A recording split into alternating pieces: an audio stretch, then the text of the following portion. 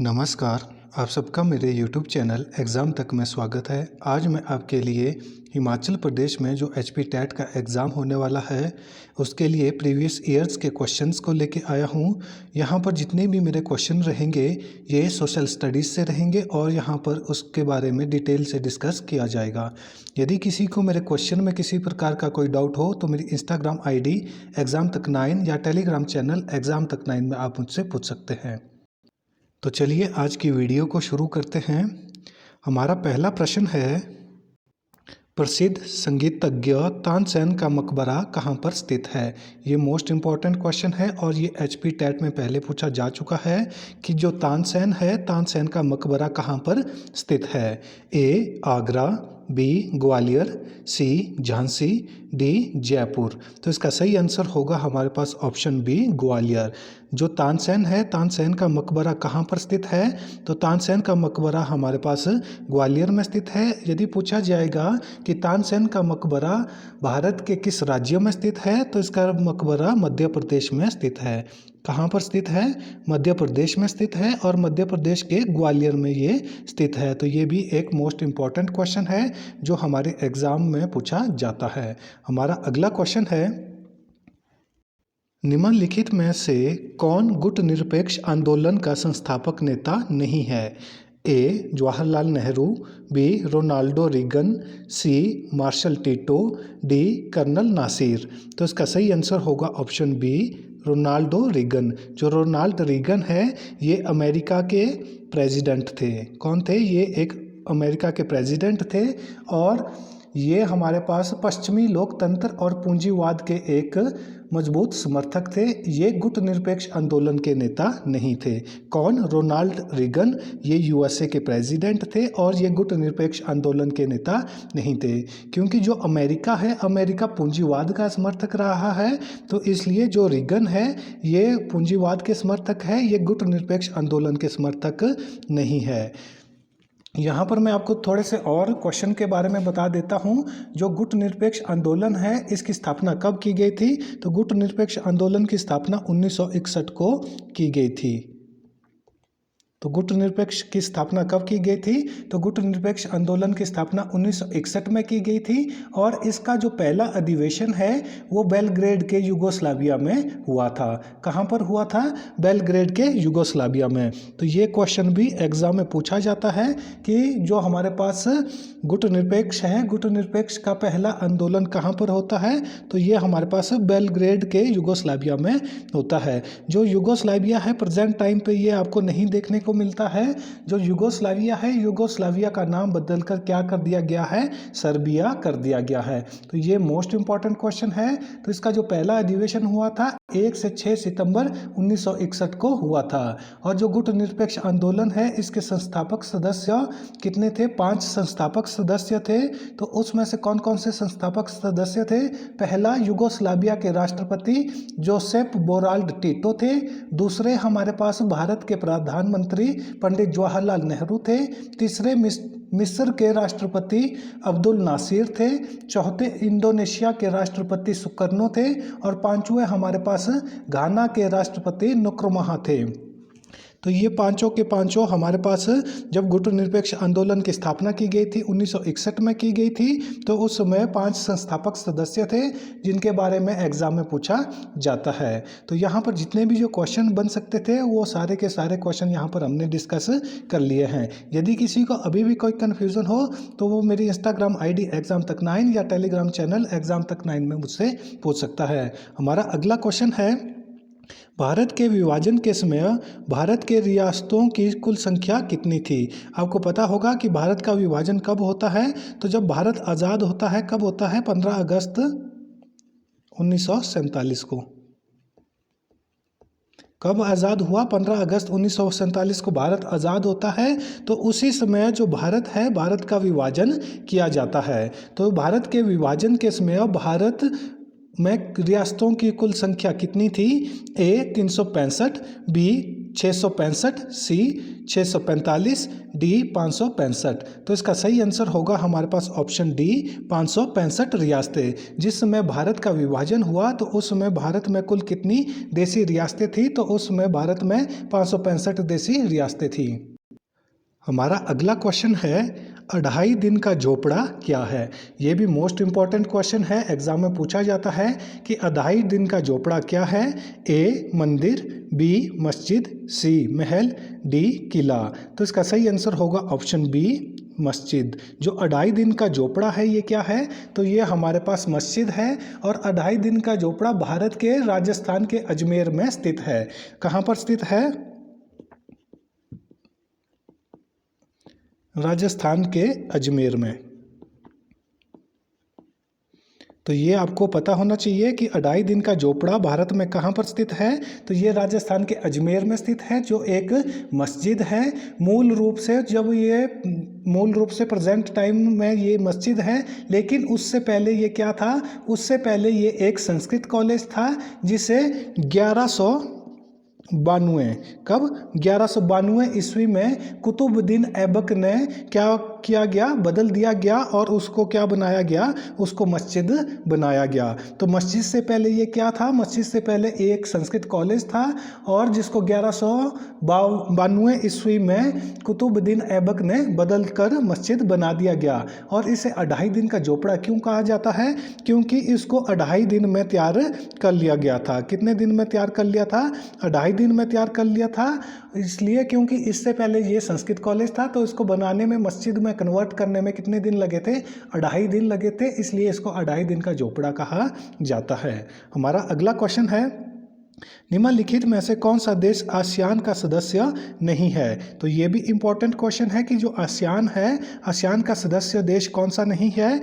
ए चीन, B Malaysia, C Indonesia, D Singapore. तो इसका सही आंसर होगा ऑप्शन ए चीन। जो चीन है ये आसियान का सदस्य देश नहीं है। तो ये भी आपको पता होना चाहिए। और यहाँ पर आपको पता होना चाहिए कि जो आसियान है, आसियान की स्थापना कब की गई थी? तो आसियान की स्थापना 8 अगस्त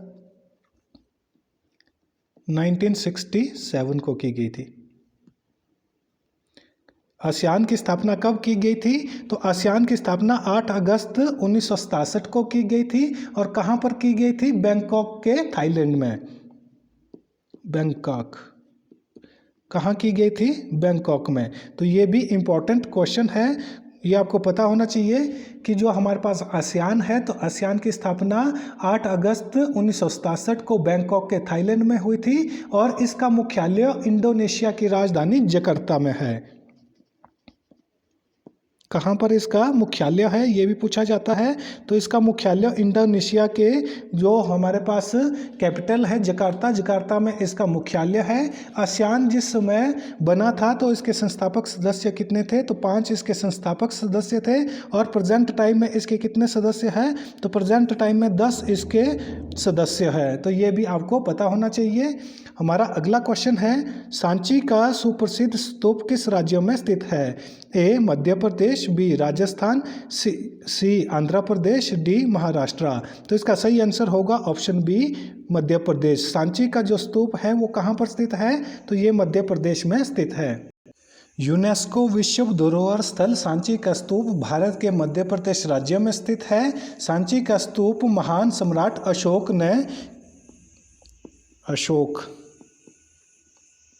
सांची के स्तूप का निर्माण किसने करवाया था? तो सांची के स्तूप का निर्माण सम्राट अशोक ने 3री शताब्दी ईसा पूर्व में किया था। तो ये भी आपको पता होना चाहिए कब किया था? 3री शताब्दी ईसा पूर्व में किया था। और यह स्तूप मध्य प्रदेश के रायसेन जिले में स्थित है। कहाँ पर स्थित है? रायसेन जिले में स्थित है। और यह भारत के सबसे पुराने और महत्वपूर्ण बौद्ध स्मारकों में से एक है। हमारा अगला क्वेश्चन है एक जन एक साम्राज्य और एक नेता का नारा किसने दिया था? ये मोस्ट इंपॉर्टेंट क्वेश्चन है। ये बहुत बार HP टेट के एग्जाम में पूछा जाता है कि एक जन एक साम्राज्य एक नेता का नारा किसने दिया था? A Hitler, B Napoleon, C tsar, D Mahatma Gandhi. तो इसका सही आंसर होगा ऑप्शन ए हिटलर। एक जन एक साम्राज्य और एक नेता का नारा किसने दिया था? ये हिटलर ने दिया था। और हिटलर कहाँ का नेता था? तो ये हमारे पास जर्मनी का नेता था। कहाँ का नेता था हिटलर? हिटलर जर्मनी का नेता था। और जर्मनी के नेता हिटलर द्वारा एक जन एक राष्ट्र एक नेता का नारा दिया गया था।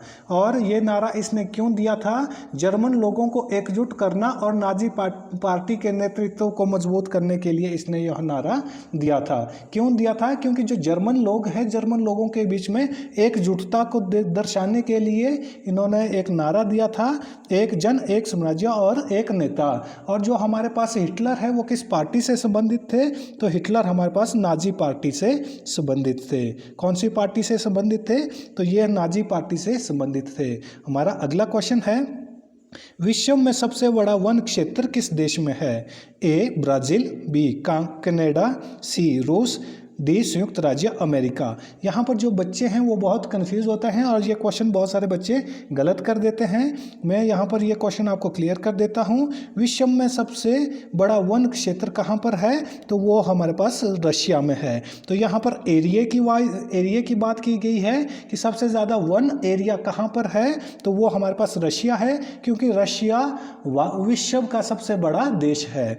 तो कौन सा सबसे बड़ा देश है? रशिया विश्व का सबसे बड़ा देश है, तो इसके पास सबसे ज़्यादा वन क्षेत्र भी है। लेकिन यदि ये क्वेश्चन पूछा जाएगा कि विश्व में सबसे घने वन कहाँ पर है, तो उसका आंसर हो जाएगा ब्राज़ील।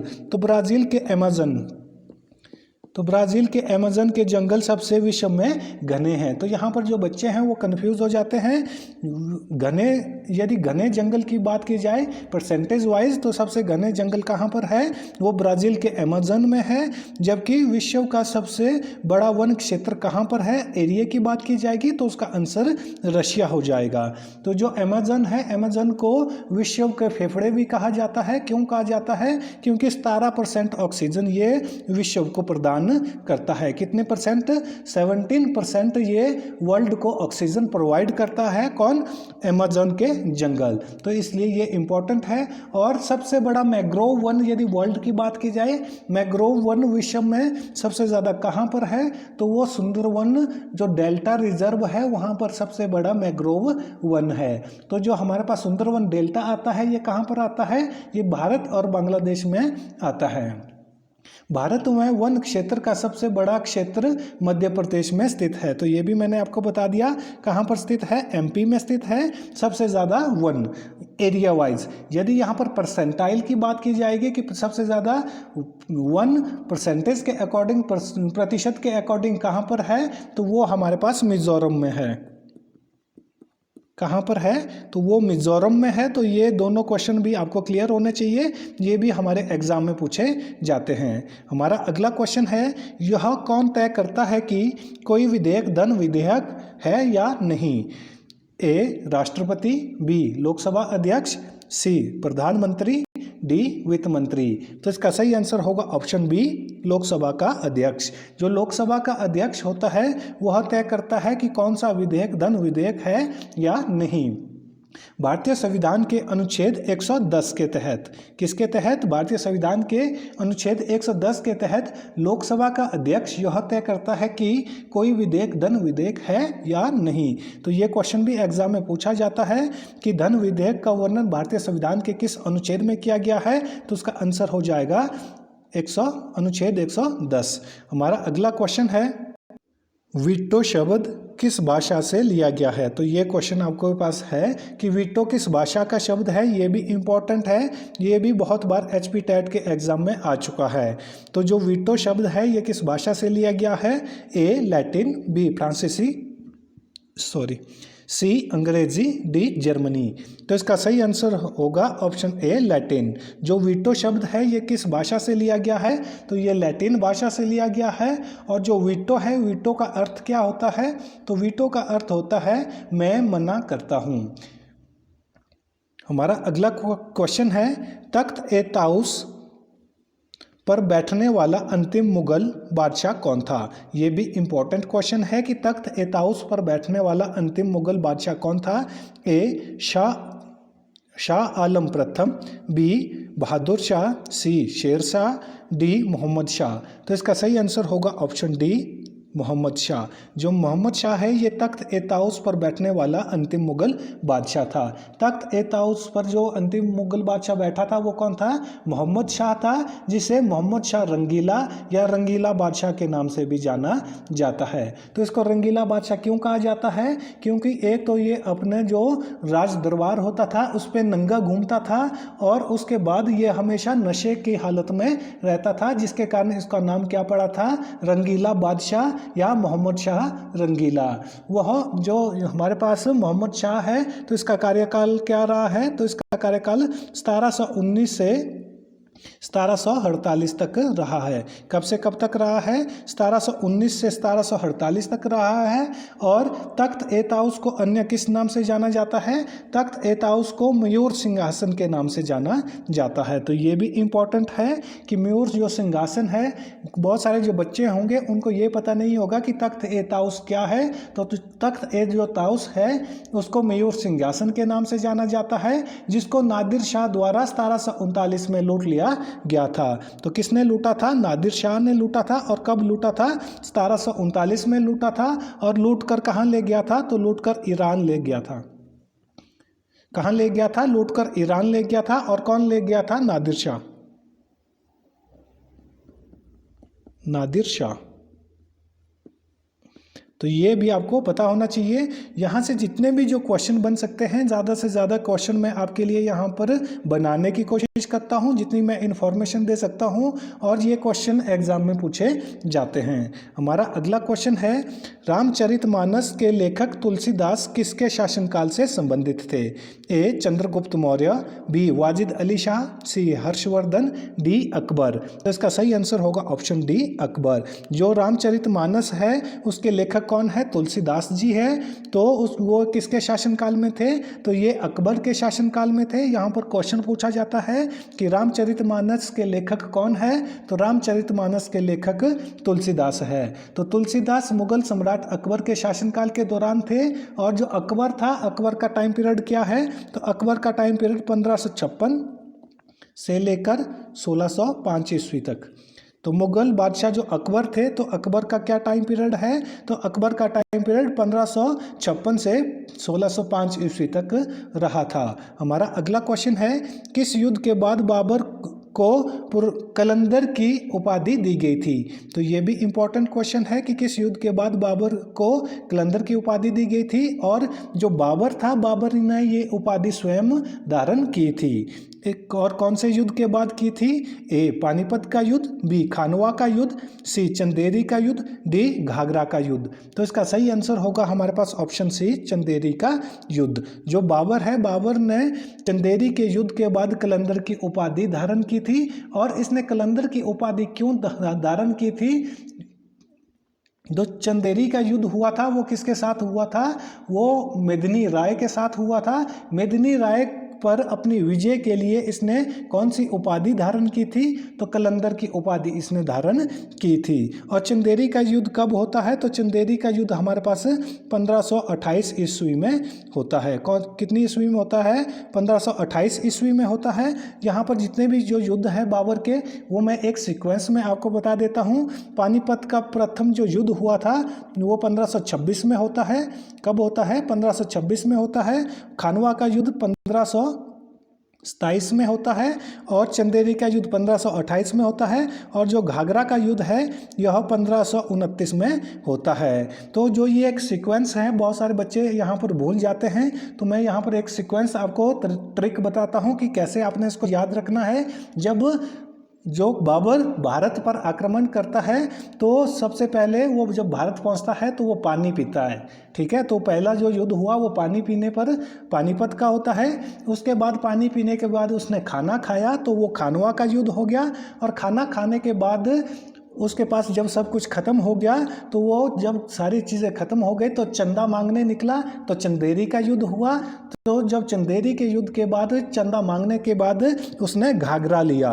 तो इस तरह से आप इस सीक्वेंस को याद रख सकते हैं कि वो जो पहले आया तो उसने पानी पिया, तो पानी पीने के लिए पानीपत का युद्ध हो गया। उसके बाद उसने खाना खाया तो खानवा का युद्ध हुआ। खाना खाने के बाद जब उसके पास कुछ नहीं बचा तो उसने चंदा मांगा, और चंदा मांगने के बाद उसने घाघरा लिया। तो इस तरह से आप इसको एक सीक्वेंस में याद कर सकते हैं।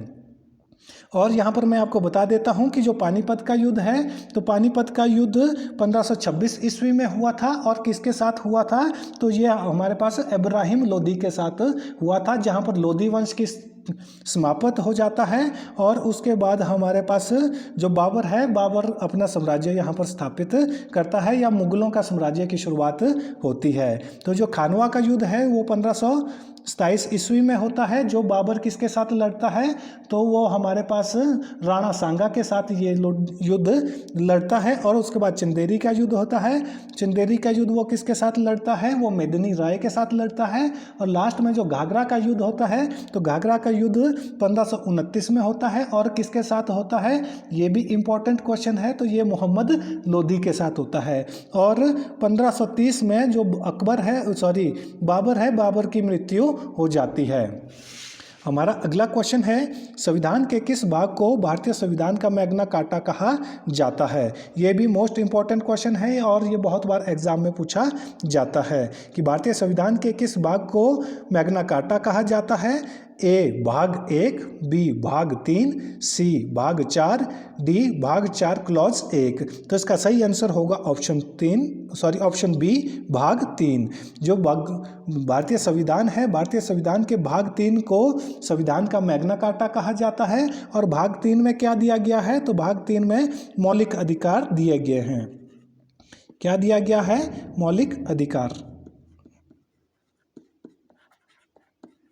तो ये इम्पोर्टेंट है कि मैग्ना कार्टा क्यों कहा जाता है, क्योंकि इसमें मौलिक अधिकार दिए गए हैं, जिसमें व्यक्तिगत स्वतंत्रता और आज़ादी की बात की गई है। तो इसलिए इसको भारतीय संविधान का मैग्ना कार्टा कहा जाता है। तो ये इम्पोर्टेंट क्वेश्चन है।